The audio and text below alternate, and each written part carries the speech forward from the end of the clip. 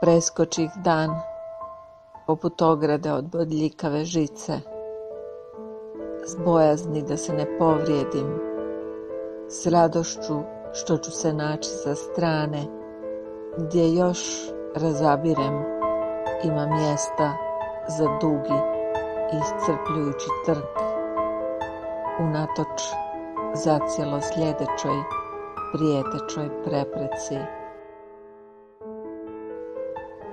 Možda grmovi, bajkovito zastrašujuća trnja ili paralelno s nebom prostrti neraskidivi konopci što krotko upućuju na olakšano samotni, zaboravljivi smiraj.